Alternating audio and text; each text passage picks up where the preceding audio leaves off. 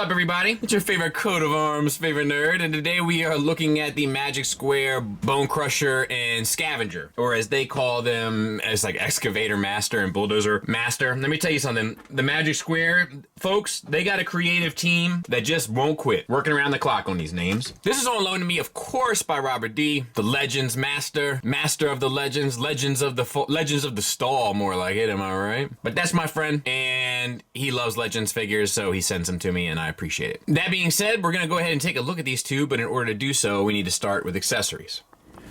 Bonecrusher comes with a single weapon, and it is black plastic and decent sculpt work, and he'll hold it just fine. And the gun will actually tab into the side here of Bonecrusher for storage.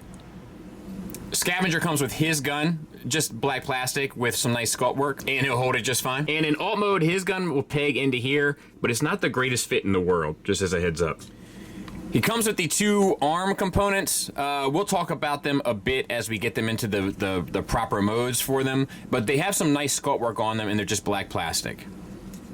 And it comes with the two drill bits. They are actually painted silver on green plastic, as you can see. Nice enough. Hope I didn't break that. I gotta get a piece of carpet or something down here for when this stuff falls. And, you know, decent sculpt work, nice enough paint. And they will peg right in to the arm components. So let's start with Bonecrusher. And I'll be honest with you, out of the box, first-hand impressions was it's very plain. The lack of paint and the kind of muted, you know, plastic color, it doesn't do much favors for it, in my opinion, my humble opinion. Or maybe not so humble. If you have an opinion, why be humble about it? You're bold enough to have one, you know what I mean? Anyway, the face sculpt, I love. I love the expression, I love everything. Forgive if I have paint or anything on my fingers, I'm working on dioramas nonstop pretty much around the clock these days. But gray paint, red paint, black line work it even looks like around, or maybe that's just shadow. Either way, it looks good. Head is on a ball peg, gets you up unlimited. Down a good bit.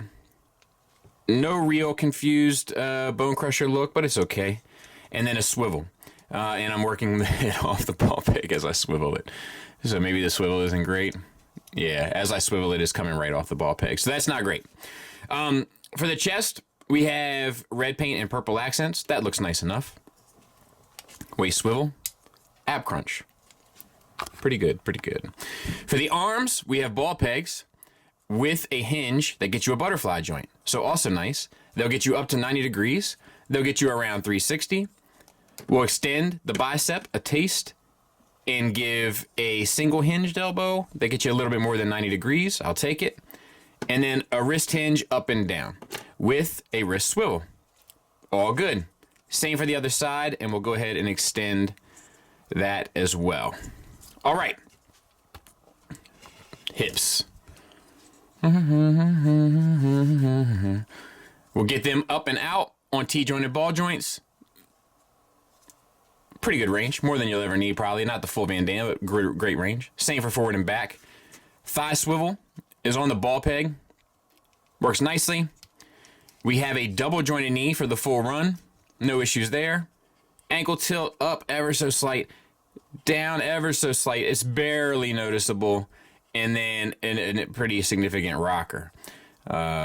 You can use a toe tilt down. Not that they would help much, but you can use it. And there he is from the back. All right, let's get this guy transformed. Let's hope we don't break it. This is my first transformation sequence after my two breaks. The Megatron that was up Monday was already complete. So let's start here. Flip this heel in. And flip this flap out, flip this flap in, and then you want to double hinge this whole piece up so that all of this forms up, fills in the inside, shortens the length of the leg, and the toes face forward. So we'll do it one more time. Flap down, flap in, track up, rock up, rotate the foot so that it will fill out the cavity, tab, that in. And since we put the feet away, let's go ahead and put the arms away. Let's see. Open this up. You got to bend at the elbow to get the flap open wide enough to tuck the hand in, and then you can tuck that back. Rotate this back, and you can see where it wants to peg in. It's the same way it came in packaging, except the hand was out. So once again, bend the elbow, flip the flap, flip the hand, close the flap, collapse the forearm into the upper part of the arm. And here's where it starts to get obnoxious. So rotate the whole leg up, split all of this, bring out the bucket, bring up these sections, but keep the lock part down, and fold in these flaps here.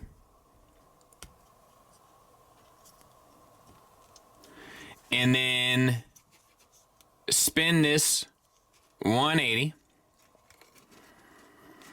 This piece comes up.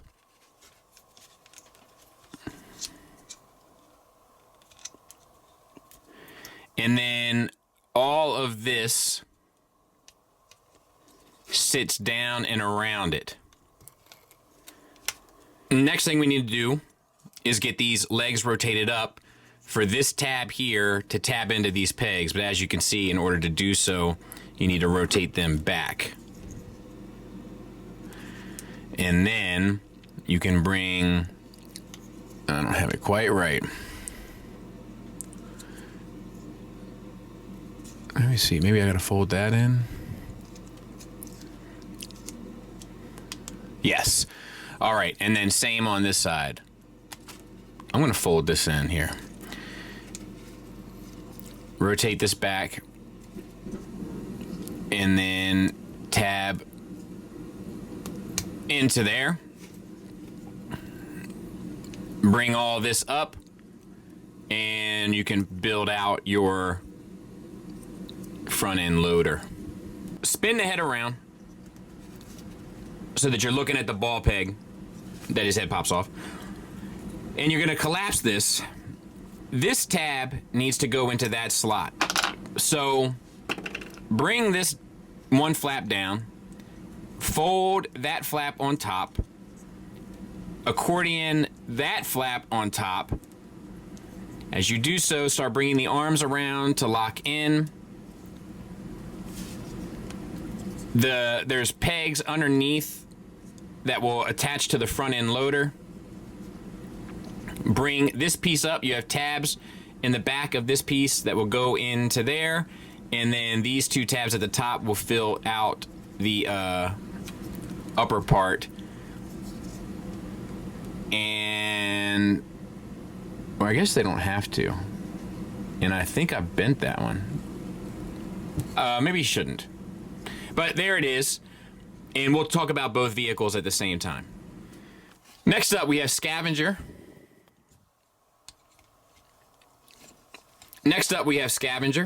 Once again,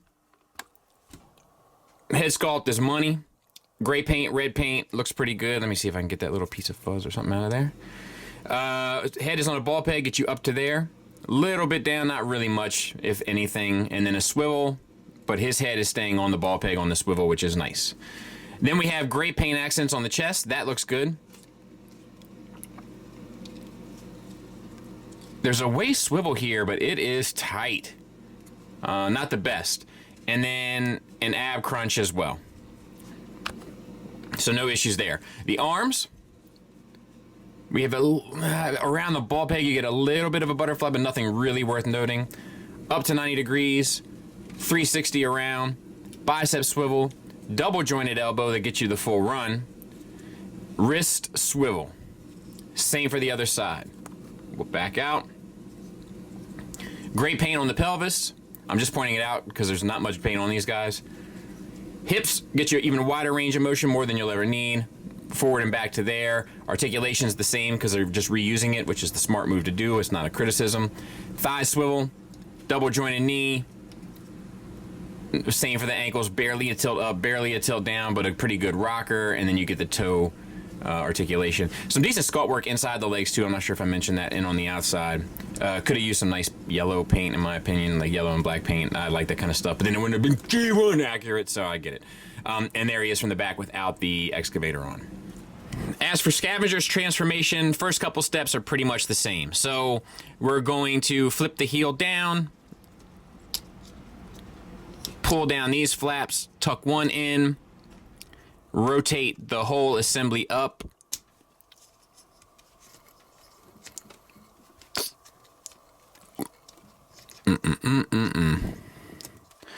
and then so that the tracks fill in. I guess do that first. It'll help kind of keep everything together. So let's try that again. Fourth time's the charm. Flip this down, flip the tracks down, flip one flap in, rotate at, yeesh, don't break on me, girl. Rotate at the ankle to line up the tracks, and then flip that flap in to cover down. Yeah, that does work a little bit better. Arms are slightly different. You still have to bend them. Open up the forearm. We'll just get this out of the way. Spin the hands 180.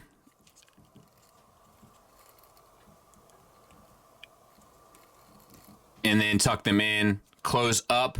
So we'll do the same on this side. Open, spin 180 on the wrist, tuck the hand in. It's a little tricky because it wants to kind of turn as you're rotating it, and then close that up. You can also move up your hips as well. All right, we're going to pull down on this piece of the pelvis so that that kind of gives us space. We're going to flip out the top section of the pelvis, and we're going to flip the side hip covers completely in. All right, split open, same kind of deal here, except we got a bunch of stuff to pull out. Let me see if I got any. I know I got a pair of pliers sitting around here. Let me see if I can. Needle nose pliers, same one that threw that Perceptor piece all over the place. We're gonna bring this piece out, and that will allow us to spin the chest 180. These pieces come down. What's going on? Hold on 1 second. We're gonna wrap this around the pelvis piece.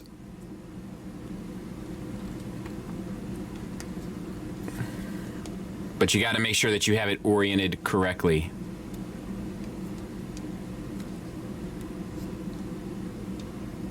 There.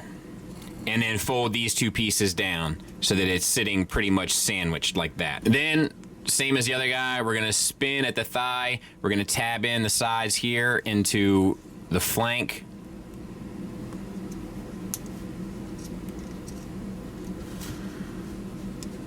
Flank stake. Same on this side.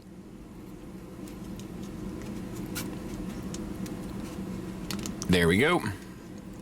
Slide the head down. It may have already slid down, but make sure you have slid it down as far as it will go. And you want to rotate the waist 180. And you want to make sure that these side flaps here line up so that they can maneuver in. And that might mean to rotate at the shoulder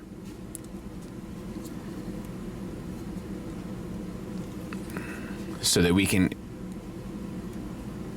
get these units up. If you need extra space, you can open up some of this stuff because it is a bit of a nightmare.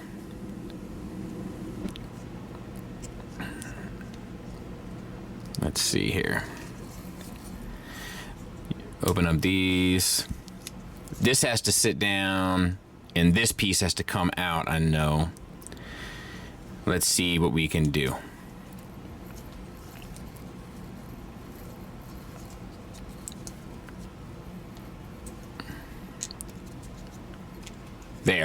There's one.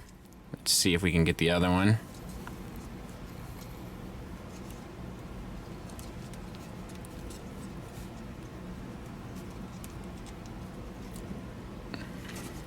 It's giving me a ton of grief.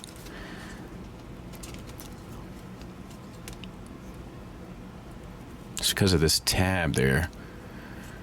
Let's see if I can't. There we go. All right. There's a tab inside of here that prevents it from locking in. Then you want to manipulate this piece, which is also on a series of flaps, so that it can tab in to the side of the arms. And where is that? Right there. So I got it rotated wrong. So right there, it's a matter of getting this flap here against that back piece.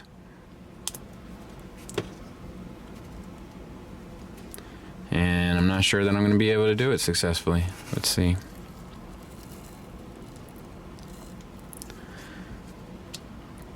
I'll have to try to get it in off camera. Then you want to bring this piece down here, this flip flap here. That comes down and encapsulates the arm and cleans it up quite nicely. And then same on this side. You flip that piece out, bring this down, and that encapsulates the other arm. But like I said, I need to do some serious cleaning up to get those pieces to tab in properly, but you get the idea. And then this piece will once again insert the way it was in robot mode. So I'll get this cleaned up and we'll take a look at both. So there they are. Neither of them roll. Obviously, there's tracks and so forth. Very plain. I hate that we don't have the detail, any kind of detail inside of there, which would have looked nice. They're just very, very plain. You do get the swivel for the excavator. You do get one hinge, two hinge. You do get a... no, you don't. Whoops. I probably shouldn't even have tried that, to be honest with you. And then a separate hinge at the bucket. And I believe that's it for him. And then for this one, you know, it just, you know, does that number. And I mean, that's pretty much it, except of course for how they look with Tiger Tracks. Then to get them in combine mode, you just split here. You're using these pieces. Take your bits here. If you bend the elbow once again, that's just the kind of way they're doing business with this set. And then flip the hand out, and then you can close it, and then we'll do the same thing for this one. Bend the elbow, flip the hand out. Take the appropriate hand. I just double check to make sure I had the right one. Slide into the pelvis, so to speak. Rotate it, close that back up, and now you have your arm. And then for this guy, you have to rotate the excavator 180. I don't know how that got flipped back up again. You can just leave that off. It'll be more of a pain. Then this slides in. This tab here goes into the purple piece, and then the upper tab goes into the green piece, and that actually locks in this from rotating, which is actually a pretty nice touch. And then, you know, reattach your shovel or what have you. I'll clean this up. We'll take a look at it. So there they are. They look pretty nice. There's a double hinged elbow. Look at that run. Plus a bicep swivel, wrist swivel, and then the fingers are individually articulated. And then here, obviously, is your connector port for this guy. And then on this side, there's your connector port, which I'm not going to take too much time trying to get out there, but it hinges right there. It's right there. And then same articulation. You are a little bit more limited because of just the shape of the tracks and stuff, but pretty nice. Pretty nice. Size comparison wise, there they are with our usual suspects, the Hasbro Stunticon and the Iron Factory Old School Scale Blaster, but I do have a new one this time. there they are with Tarn and New Age Megatron. Now, New Age is slightly smaller scale than Magic Square, I think, if memory serves, but either way, I think this will give you a good idea that they will line up. And shout out to Dennis, he's the one that sent me this Megatron. Just for the sake of reviews, I guess people get so tired of the Iron Factory Scale Blaster. Maybe it's my evil scheme for people to send me free legends. Not really. I actually tried to talk him out of it, but he wouldn't have it, so there he is.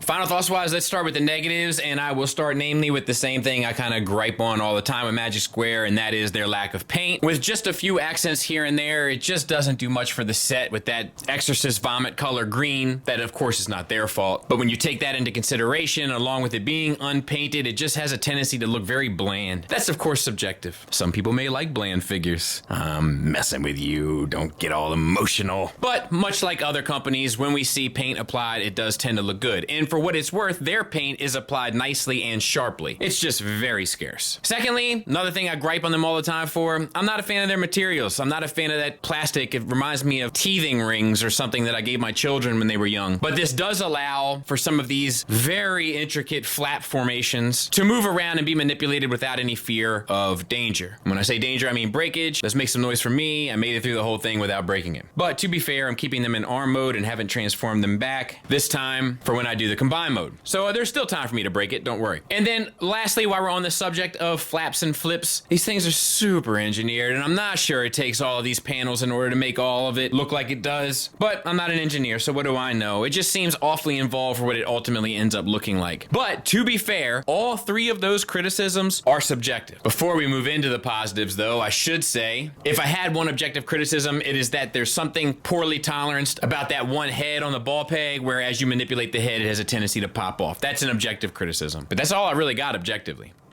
Moving into positives, sculpts on the money. Once again, on top of that, the articulation is there to include some butterfly joints, at least on one, ab crunches, etc., etc. And I think as these final thoughts poses are showing you, it's no problem whatsoever to get any of them in any sort of dynamic pose. Add on top of that pretty decent sculpt work that would only be accentuated by a little paintbrush here and there. And then lastly, while some of the transformation is a bit intricate and a pain in the balls, a lot of it, even the more complicated stuff, is pretty intuitive and sort of enjoyable and rewarding and almost surprising. I'm often surprised, especially when we look into characters that have been just done to death, right? How many Constructicon sets do we need? How many Optimus Primes do we need? How many Megatrons, et cetera, et cetera. But like, as you get to look at a lot of them, what is interesting is to see the different approach that companies take engineering-wise to pull off the same thing, right? And it's always fun, at least to me, to see the little nuanced choices that they make along the way to put their own unique spin on an old classic. And with that being said, I'm out of here. Thanks for listening. Thanks for watching. Until next time, take care.